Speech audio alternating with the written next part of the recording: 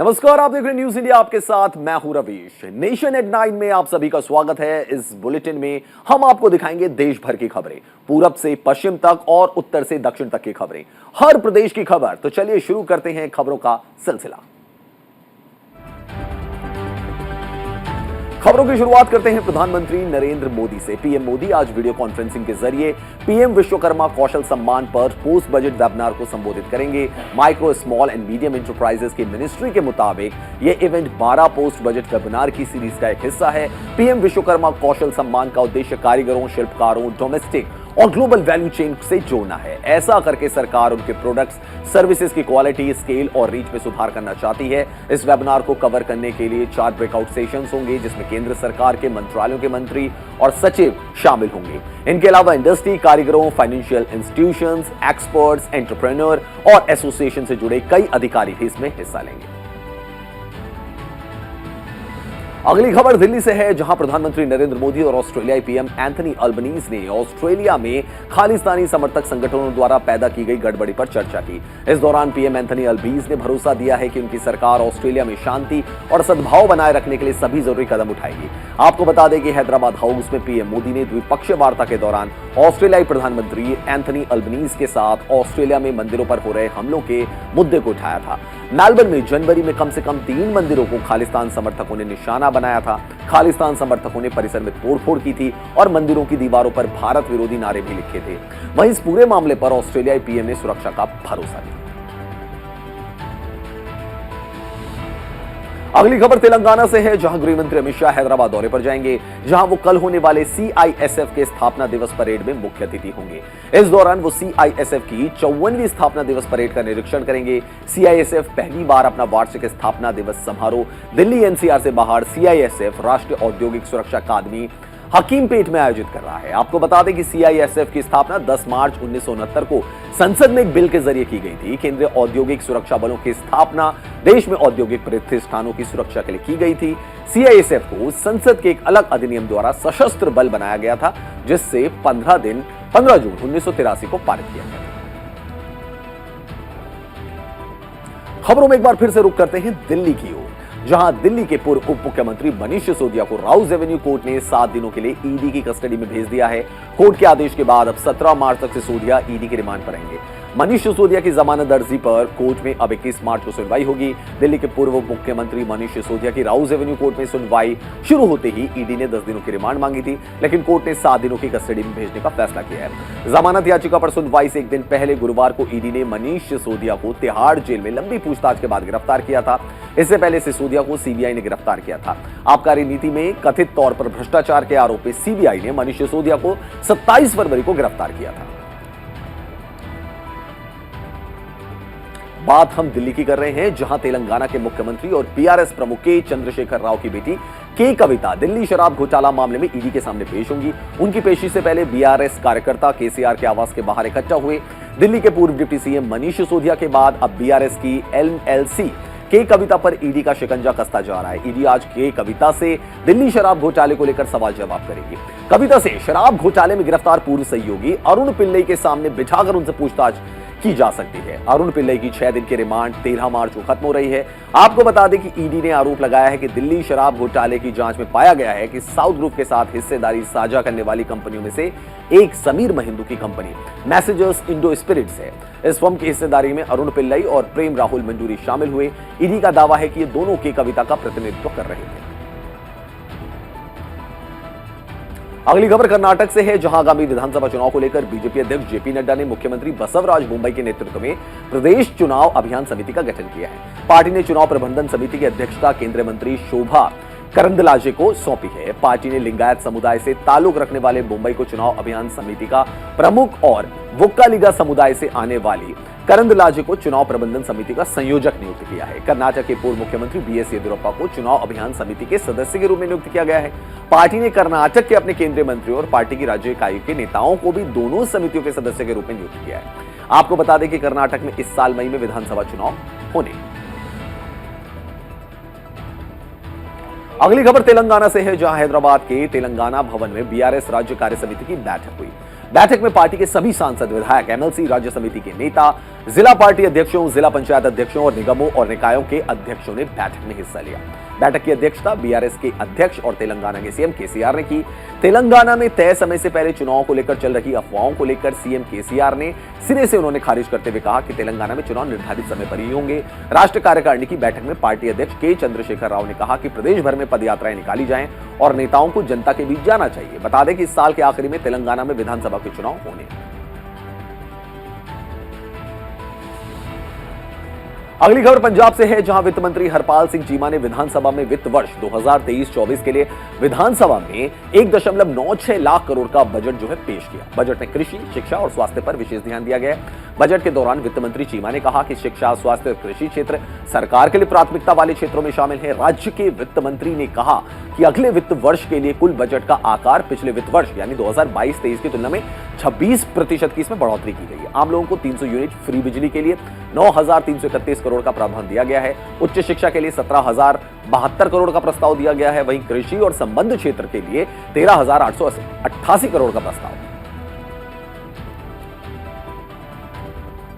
अगली खबर तमिलनाडु के चेन्नई से है, जहां उपचुनाव में नवनिर्वाचित विधायक ईवीकेएस एलुंगोवन ने विधायक के रूप में शपथ ली। तमिलनाडु विधानसभा अध्यक्ष ने उन्हें शपथ दिलाई। शपथ ग्रहण समारोह के दौरान मुख्यमंत्री एम के स्टालिन, मंत्री, विधायक, कांग्रेस नेता और गठबंधन सहयोगी मौजूद रहे। इरोड ईस्ट विधानसभा क्षेत्र के लिए हुए उपचुनाव में ईवीकेएस ने अपने एआईएडीएमके के तेन्नारासु को हराया था। उपचुनाव जीतने के बाद ईवीकेएस ने अपनी जीत का श्रेय तमिलनाडु के मुख्यमंत्री एम के स्टालिन को दिया। खबरों में रुक करते हैं केरल की ओर, जहां ब्रह्मपुरम इलाके के कचरा प्लांट में लगी आग से जहरीला धुआं लगातार उठ रहा है। इससे कोच्चि के लोगों का दम घुट रहा है। वेस्टेज प्लांट में 2 मार्च को लगी आग पर अभी तक काबू नहीं पाया जा सका है। आलम यह है कि जहरीले धुएं से सांस लेना भी दुभर हो गया है। लोग आंखों में जलन की शिकायत कर रहे हैं। वहीं इस भीषण आग पर काबू पाने के लिए फायर फोर्स, भारतीय नौसेना, वायुसेना और कई सरकारी विभाग कड़ी मशक्कत कर रहे हैं। इसी बीच केरल सरकार में मंत्री पी राजीव ने ब्रह्मपुरम वेस्ट प्लांट का दौरा किया। उन्होंने कहा कि किसी ने साजिश के तहत आग लगाई है। वहीं इस पूरे मामले में केरल हाई कोर्ट ने सरकार और प्रशासन को फटकार लगाई। अगली खबर कर्नाटक से है, जहां बेंगलुरु में मुंबई सरकार के खिलाफ सीपीआई कार्यकर्ताओं ने फ्रीडम पार्क में प्रदर्शन किया। सीपीआई ने फ्रीडम पार्क में सरकार से आश्रय बनाने और राज्य में बेघर लोगों के लिए आवास अधिकार देने का आग्रह किया है। सीपीआई नेताओं ने सरकार से आवास योजना का लाभ उठाकर 5 लाख रुपए करने और स्वीकृत आवास योजनाओं के लिए धन जारी करने का आग्रह किया। आपको बता दें कि भूमिहीन और बेघर लोगों की समिति के सहयोग से सूरीगगी समारा पदयात्रा 23 फरवरी 2023 को तुमकुरू के सिरा तालुक से शुरू हुई और फ्रीडम पार्क में समाप्त हुई। खबर अब राजस्थान से है, जहां जयपुर यूनिवर्सिटी के छात्र संघ अध्यक्ष निर्मल चौधरी एक बार फिर विरोधियों के निशाने पर हैं। निर्मल चौधरी के साथ मारपीट के बाद अब उनके छात्र संघ कार्यालय को भी निशाना बनाया गया है। छात्र संघ दफ्तर में जमकर तोड़फोड़ हुई है। हालांकि किसी को चोट नहीं आई है। सुरक्षा को देखते हुए विश्वविद्यालय प्रशासन की ओर से कोई पुख्ता इंतजाम नहीं किए गए। इसके कारण बाहरी लोग परिसर में घुसकर तोड़फोड़ की घटनाओं को अंजाम दे रहे हैं, जिससे अन्य छात्र छात्राओं में भय का माहौल बना हुआ है। वहीं घटना के बाद मौके पर पहुंची पुलिस जांच में जुट गई। अगली खबर हरियाणा से है, जहां करनाल में अंतर्राष्ट्रीय महिला दिवस पर राज्य स्तरीय कार्यक्रम का आयोजन किया गया। इस कार्यक्रम में प्रदेश के मुख्यमंत्री मनोहर लाल खट्टर ने शिरकत की। इस मौके पर सीएम मनोहर लाल ने राज्य स्तरीय कार्यक्रम में समाज में अहम योगदान देने वाली महिलाओं को सम्मानित किया। सीएम मनोहर लाल ने कहा कि हर एक सफल व्यक्ति के पीछे एक महिला का हाथ होता है। इस दौरान सीएम ने अपनी बचपन का एक किस्सा भी सुनाया और कहा कि कैसे 10वीं के बाद पढ़ाई करने में उनकी मां ने उनकी मदद की थी। सीएम ने आगे कहा कि महिलाएं हर क्षेत्र में आगे बढ़ी हैं। हमारे हरियाणा की महिलाओं ने भी पूरी दुनिया में नाम कमाया है और सिर्फ महिला दिवस ही नहीं बल्कि हर दिन महिलाओं का होता है। अगली खबर उत्तराखंड से है, जहां 22 अप्रैल से चारधाम यात्रा शुरू हो रही है। हर साल की तरह इस बार भी हजारों श्रद्धालु केदारनाथ धाम में दर्शन के लिए पहुंचेंगे। चारधाम यात्रा को लेकर मुख्यमंत्री पुष्कर सिंह धामी ने कहा कि चारधाम यात्रा की तैयारियां तेजी से चल रही हैं। पिछले साल करीब 50 लाख लोगों ने दर्शन किए थे, लेकिन इस बार अब तक 2 लाख से ज्यादा रजिस्ट्रेशन हो चुके हैं। हमारा अनुमान है कि इस बार यात्रा पिछले सालों से और बड़ी होगी। तो वहीं इस बार श्रद्धालुओं के लिए कुछ नए नियम बनाए गए। साथ ही उन्होंने कहा कि चारधाम यात्रा में यात्रियों की सुविधा को लेकर वो अधिकारियों को लगातार निर्देश दे रहे हैं। खबरों में एक बार फिर से रुक करते हैं उत्तर प्रदेश की ओर, जहां बुलंदशहर में योगी सरकार के 1 साल पूरे होने पर एक साल बेमिसाल कार्यक्रम का आयोजन किया गया। कार्यक्रम में बीजेपी के विधायकों ने कार्यकर्ताओं को सम्मानित किया। इस दौरान विधायक प्रदीप चौधरी ने कहा कि कार्यकर्ताओं की मेहनत और जनता के विश्वास से बीजेपी को भारी जन समर्थन मिला और आगे भी मिलता रहेगा। योगी सरकार लोगों के लिए बिना पक्षपात के लिए दिन रात काम कर रही है। खबरों में रुक करते छत्तीसगढ़ की ओर, जहां मुख्यमंत्री भूपेश बघेल ने दिल्ली दौरे के दौरान कांग्रेस के राष्ट्रीय अध्यक्ष मल्लिकार्जुन खड़गे से मुलाकात की और रायपुर में हाल ही में सफलतापूर्वक आयोजित हुए कांग्रेस अधिवेशन को लेकर आभार जताया। राहुल गांधी के बयान को लेकर बीजेपी के नेताओं की तरफ से बयान दिए जाने पर मुख्यमंत्री भूपेश बघेल ने कहा कि इसकी शुरुआत किसने की, शुरुआत आपने की है तो दूसरों को आप सीख नहीं दे सकते हैं। वहीं ईडी और सीबीआई के छापे पर मुख्यमंत्री भूपेश बघेल ने कहा कि जहां जहां बीजेपी कमजोर है वहां इस तरीके के छापे डाले जा रहे हैं। अगली खबर मध्य प्रदेश से है, जहां भोपाल में आर्थिक सर्वेक्षण एवं बजट 2023-24 पर आयोजित कार्यक्रम में मुख्यमंत्री शिवराज सिंह चौहान ने शिरकत की। इस मौके पर सीएम शिवराज ने कहा कि अक्सर बजट बड़ा रूखा सूखा विषय होता है जिस पर जनता को लगता है कि हमारा काम ही नहीं, लोगों को सिर्फ यही रुचि रहती है कि हमें क्या मिलेगा। सीएम ने आगे कहा कि प्रदेश सरकार की कोशिश है कि बजट बनाने में जनता का सहयोग मिले, इसलिए पिछले साल से जनता से सुझाव लेने की शुरुआत की गई। 4000 सुझाव मिले, उनमें से कई चीजें शुरू करने की कोशिश की गई। आपको बता दें कि इस साल के आखिर में मध्य प्रदेश में विधानसभा के चुनाव होने।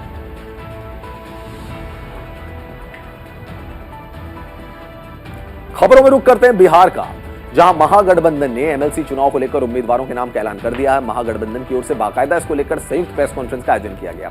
सारण स्नातक से जेडीयू उम्मीदवार वीरेंद्र नारायण यादव, गया स्नातक निर्वाचन क्षेत्र से राजद के पुनीत कुमार सिंह को उम्मीदवार बनाया गया है, जो राजद के प्रदेश अध्यक्ष जगदानंद सिंह के बेटे हैं। 2017 में पहले भी वो चुनाव लड़ चुके हैं। गया शिक्षक निर्वाचन क्षेत्र से जेडीयू के संजीव श्याम सिंह, कोसी निर्वाचन क्षेत्र से जेडीयू के संजीव सिंह, सारण शिक्षक निर्वाचन क्षेत्र से सीपीआई के पुष्कर आनंद को उम्मीदवार बनाया गया है।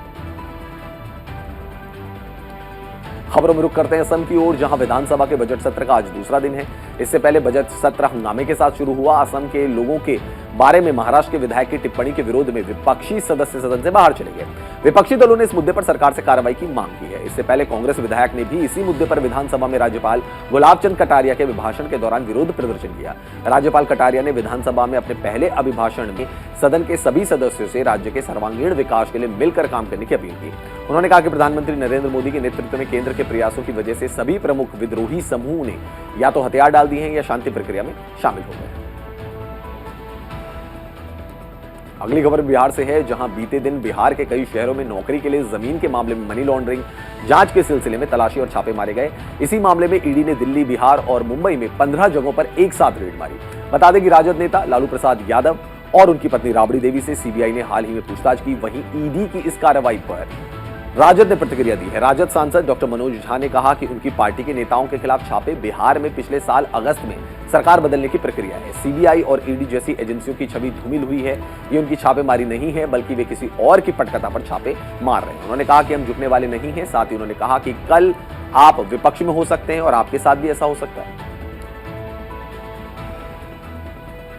अब खबर यूपी के गाजियाबाद से है, जहां ईडी ने बिहार के पूर्व मुख्यमंत्री लालू प्रसाद यादव के समधी और सपा नेता जितेंद्र यादव के घर पर 16 घंटे तक छापेमारी की।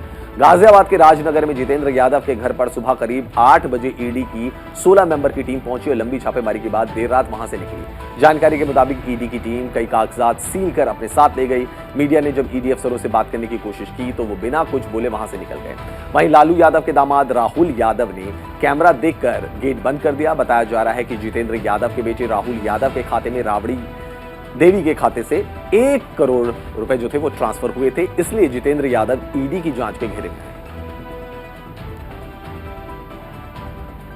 खबर फिर बिहार से है। लैंड फॉर जॉब घोटाला मामले में ईडी के शिकंजे में आए बिहार के पूर्व मुख्यमंत्री लालू प्रसाद यादव मोदी सरकार पर हमलावर हो गए हैं। लालू ने उनकी पत्नी, बेटियों, बेटों और अन्य रिश्तेदारों के घर पर ईडी की रेड को लेकर केंद्र और बीजेपी को आड़े हाथों लिया है। लालू ने एक ट्वीट में लिखा है कि हमने आपातकाल का काला दौर भी देखा है, हमने वो लड़ाई भी लड़ी थी। आधारहीन प्रतिशोधनात्मक मामलों में आज मेरी बेटियां, नन्हे मुन्ने नातियों और गर्भवती पुत्रवधू को भाजपाई ईडी ने 15 घंटों से बैठाए रखा। क्या इनके निम्न स्तर पर उत्तर कर बीजेपी हमसे राजनीतिक लड़ाई लड़ेगी? लालू ने कहा कि संघ और बीजेपी के खिलाफ मेरी वैचारिक लड़ाई रही है और रहेगी। मैंने इनके आगे कभी भी घुटने नहीं टेके और मेरे परिवार और पार्टी का कोई भी व्यक्ति बीजेपी की राजनीति के आगे नतमस्तक नहीं हो।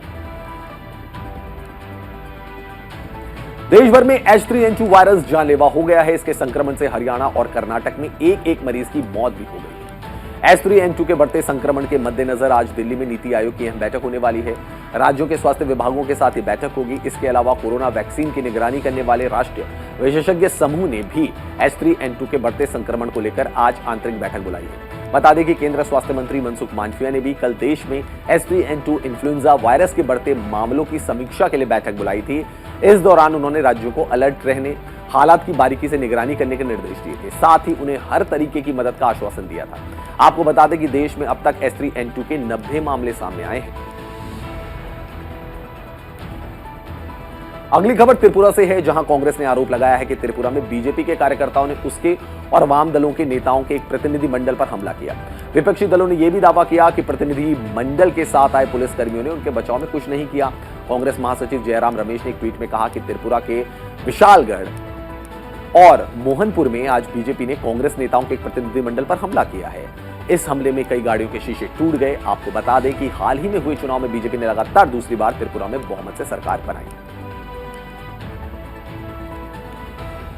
अगली खबर छत्तीसगढ़ से है, जहां बीजापुर जिले में माओवादियों ने एक बार फिर से उत्पात मचाया। हथियारबंद माओवादियों ने क्रैशर प्लांट में आगजनी की है। नक्सलियों ने लाखों रुपए की मशीनों को फूंक दिया है। वारदात के बाद पुलिस बल को मौके के लिए रवाना किया गया है। बताया जा रहा है कि इस क्रैशर प्लांट को माओवादियों ने दूसरी बार अपना निशाना बनाया है।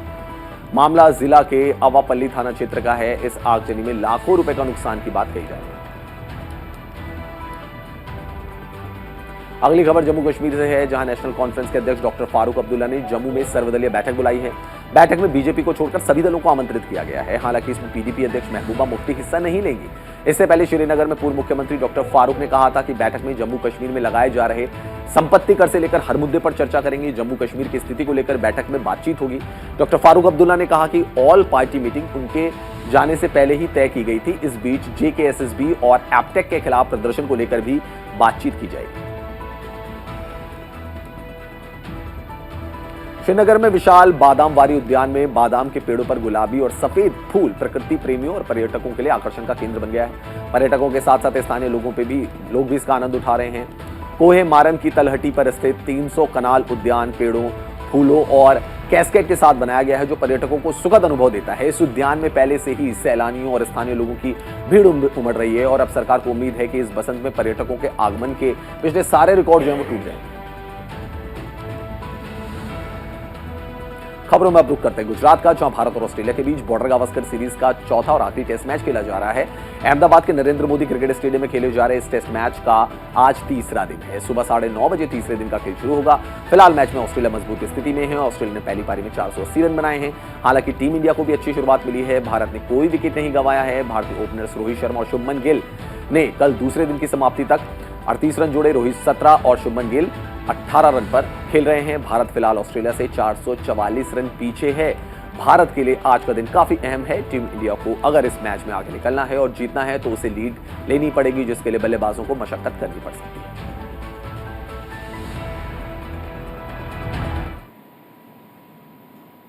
चलिए बड़ी खबर अब आपको बताते हैं। सतीश कौशिक की मौत से जुड़ी हुई बड़ी खबर हम आपको बता रहे हैं। संदिग्ध परिस्थितियों में सतीश की मौत हुई है, सूत्रों के हवाले से खबर है। पुलिस को भी विस्तार रिपोर्ट का इंतजार है। तो सतीश कौशिक की मौत से जुड़ी हुई बड़ी खबर आपको बता रहे हैं। सूत्र ऐसा कह रहे हैं कि संदिग्ध परिस्थितियों में सतीश कौशिक की मौत हुई। तो फिल्म डायरेक्टर सतीश कौशिक की मौत से जुड़ी हुई बड़ी खबर हम बता रहे हैं। पुलिस को विस्तार रिपोर्ट का इंतजार है। डिटेल पोस्टमार्टम रिपोर्ट जब सामने आएगी तो मौत की असली वजह पता लगेगी। छानबीन के लिए फार्म हाउस पहुंची है दिल्ली पुलिस।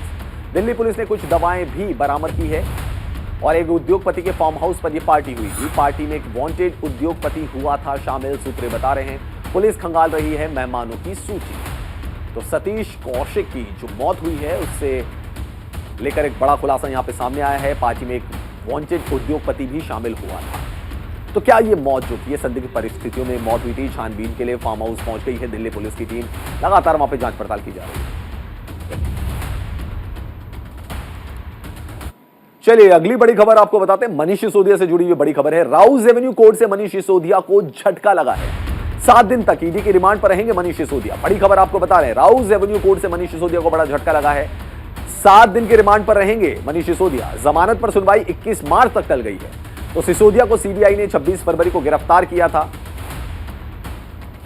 और अब ईडी जो है वो लगातार पूछताछ कर रही है मनीष सिसोदिया से। तो कोर्ट से मनीष सिसोदिया को बड़ा झटका लग गया है। दिल्ली के पूर्व उप मुख्यमंत्री 7 दिन के अब ईडी की रिमांड पर रहेंगे मनीष सिसोदिया। बड़ी खबर आपको बता रहे हैं। राउज एवेन्यू कोर्ट से मनीष सिसोदिया को झटका लगा है।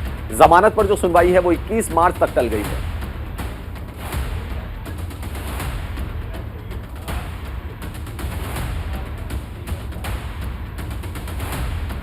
बड़ी खबर आपको बता रहे हैं।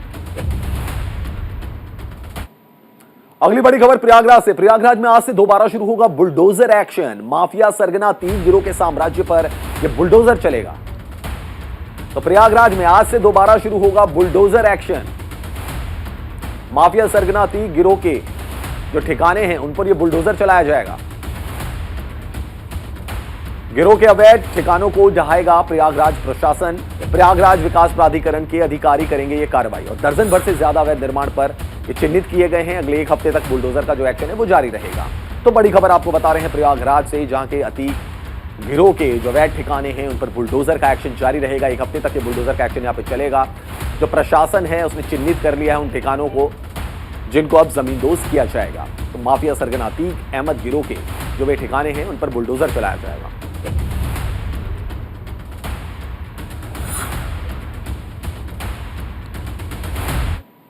बढ़ते अगली बड़ी खबर की तरफ। यूपी बीजेपी की आज अहम बैठक है। जी हां, बैठक का उद्घाटन करेंगे प्रदेश बीजेपी अध्यक्ष। बड़ी खबर आपको बता रहे हैं, यूपी बीजेपी की आज बड़ी बैठक है।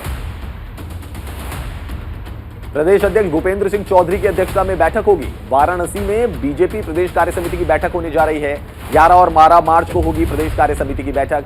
कई राज्यों के जनजातीय वर्ग से जो लोग हैं वो इसमें शामिल होंगे। तो बड़ी खबर आपको बता रहे हैं, यूपी बीजेपी की अहम बैठक आज होने जा रही है। भूपेंद्र चौधरी अध्यक्षता करेंगे इस बैठक की। 2 दिनों की यह बैठक होगी। कई राज्यों के जनजातीय वर्ग से जुड़े लोग भी इसमें शामिल होंगे। यूपी बीजेपी की अहम बैठक आज से शुरू होने जा रही है। 2 दिन की यह बैठक होगी जिसमें तमाम कार्यकर्ताओं और पदाधिकारियों के साथ बैठक करेंगे भूपेंद्र चौधरी।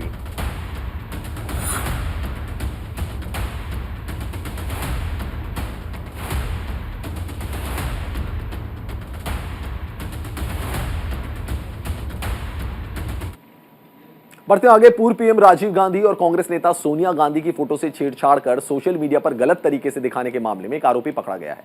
यूपी की प्रतापगढ़ पुलिस ने दिल्ली से आरोपी को गिरफ्तार किया है।